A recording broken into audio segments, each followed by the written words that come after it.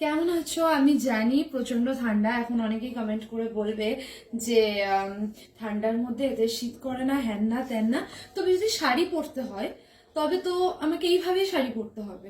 আমি সোয়েটার পরে তো নিশ্চয়ই শাড়ি পরতে পারবো না, তাই না? আর আজকে আমার ইচ্ছা করছে যে আমি শাড়ি পরি। সবসময় বসে বিছানায় বসে ভিডিও করো, খুব ইরিটেটিং লাগে। তো এক এক সময় একটু সাজলে কি হয়, একটু ভালো হয়। আই নো আমার ফিগারটা একটু গুলুমুলু হয়ে গেছে, আমি ভালো করে মেনটেন করছি না। নিউ ইয়ারটা আসুক, I will try to maintain myself, but till that time আমি এরকম ফিগারের ওপরেই শাড়ি পরবো। যখন ফ্র্যাঙ্ক পিনে পড়তাম না, আমাদের শাড়ি কোর্স করছিলাম, তখন আমাদের শাড়ি ড্রেপিং করা শিখিয়েছিল।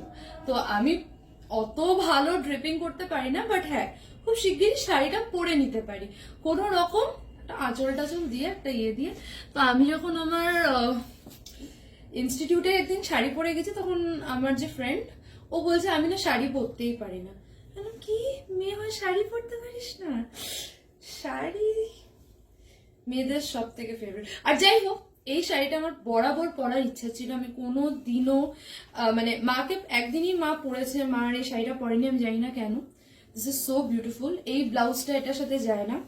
মা একটা খুব সুন্দর ব্লাউজ বানিয়েছিল এটার সাথে, হল্টার নেক, গ্রিন কালারের।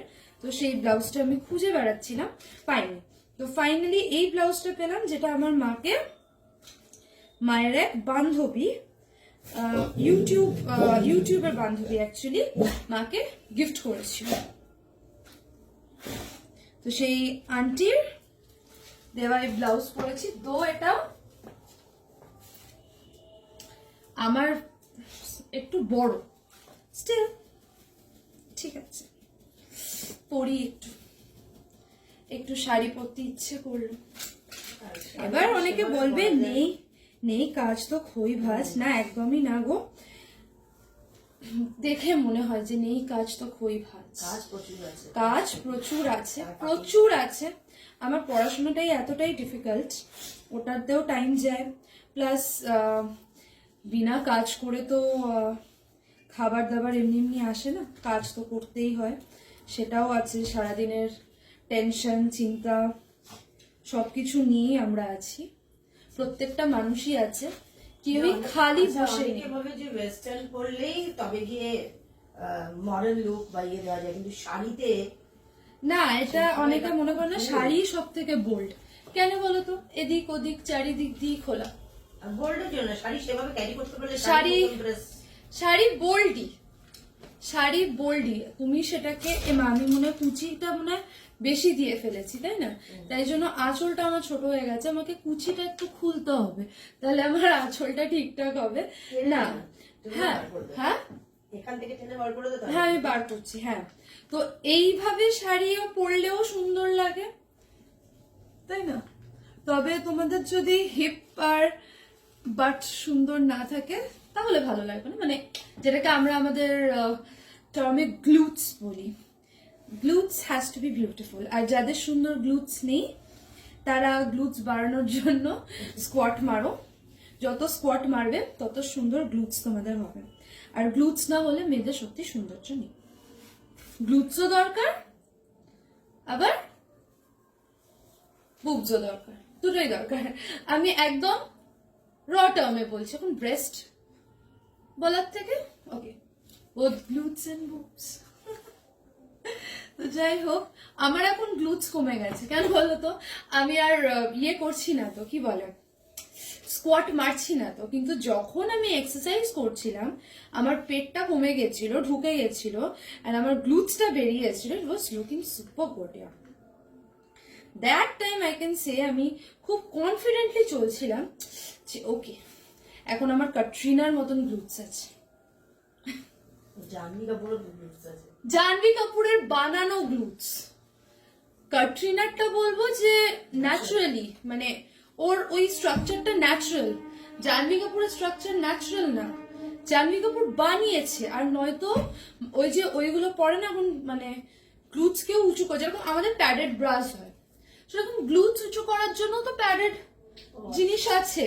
তো তুমি ওটা যখন শাড়ি টাড়ি পরবে, তুমি ওটা পরে নিলে তো তোমার গ্লুটসটা উঁচু হয়ে গেল। ওটাতে মজা বাট নিতে আমার মনে হয় কি যত বেশি স্কোয়াট মারবে তত সুন্দর তোমার হবে, আর সেটা দেখতেও খুব ভালো লাগবে, তাই না? এইরকম ভাবে শাড়িটা আমি বেশি প্রেফার করি। আমাদের শিখিয়েছিল একদম শাড়ি এরকম থাকবে, প্লিটটা একদম প্রপার হবে। Yes, that's it, and the sari is done. Sari পরাটা কত ইজি না, মানে টুক করে পরে নিলাম, একটা হিলস পরে নিলাম, অ্যান্ড ব্যাগ নিয়ে নাও, দুটো ঝুমকা দিয়ে দাও। ঝুমকা পরবো কি? দাঁড়াও, পড়ছি, বার করতে হবে। Have to take it out.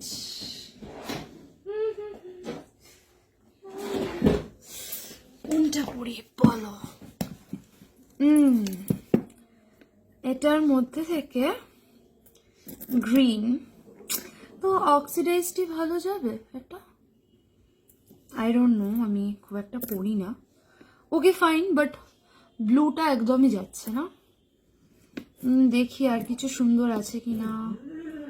Okay fine, I found something. This will go exactly with it.